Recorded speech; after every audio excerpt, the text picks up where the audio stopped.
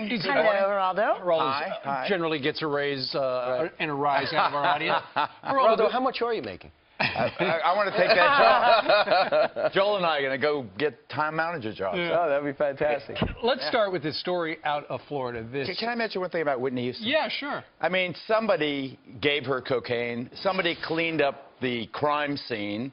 It is obvious to me, first of all, once a junkie, always a junkie. It's not 100%, but it is very close to 100%.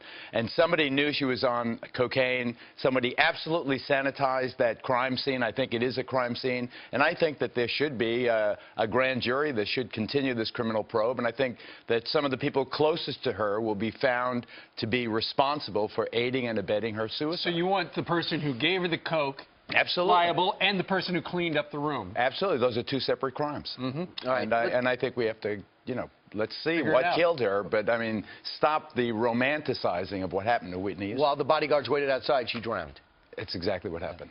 Let's talk about the Trayvon Martin case and what's going on in Florida. Well, I have a different take, Brian, on that. I believe that George Zimmerman, the overzealous neighborhood watch captain, should be investigated to the fullest extent of the law, and if he is criminally liable, he should be prosecuted.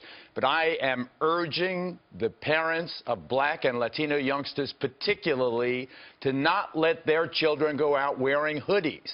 I think the hoodie is as much responsible for Trayvon Martin's death as George Zimmerman was. What do you mean? When you see a kid walking, Juliet, when you see a kid walking down the street, particularly a dark-skinned kid like my son Cruz, who I constantly yelled at when he was going out wearing a damn hoodie or those pants around his ankles, take that hood off. People look at you and what do they think? What's the instant identification? What's the instant association? It's those crime scene surveillance tapes. Every time you see someone sticking up a 7-Eleven, the kid's wearing a hoodie. Every time you see a mugging on a surveillance camera or they get the old lady in the alcove, it's a kid wearing a hoodie. You have to recognize that this whole stylizing yourself as a gangster, you're going to be a gangster wannabe, well, people are going to perceive you as a menace. That's what happens. It is an instant reflexive action. Remember Juan Williams, our colleague, our brilliant colleague, he got in trouble with NPR because he said Muslims in formal garb at the airport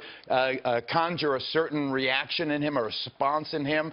That's an automatic reflex. Juan wasn't defending it. He was explaining that that's what happened when he sees these particular people in that particular place. When you see a black or Latino youngster, particularly on the street, you walk to the other side of the street. You try to avoid that confrontation. Trayvon Martin's, God bless him, he's an innocent kid, a wonderful kid, a box of Skittles in his hand. He didn't deserve to die, but I'll bet you money, if he didn't have that hoodie on, that nutty neighborhood watch guy wouldn't have responded in that violent and aggressive way. What about the fact, I mean, the people of New York, a couple of nights ago, they had a 1 million hoodie march. You cannot rehabilitate the hoodie. You're not going to. I understand that the reaction might be overzealous or even irrational in some extent. I mean, when you look at the statistics, it may be, but you're not going to rehabilitate the hoodie. You're not going to. Just stop wearing it. Stop wearing it. Don't let your kid, you know the old Johnny Cash song, don't take your gun to town, son, leave your gun at home. There is some things that are almost inevitable. I'm not suggesting that Trayvon Martin had any kind of weapon or anything, but he wore an outfit that allowed someone to respond in this irrational, overzealous way, and if he had been dressed more appropriately, I think unless it's raining out or you're at a track meet, leave the hoodie home. Don't let your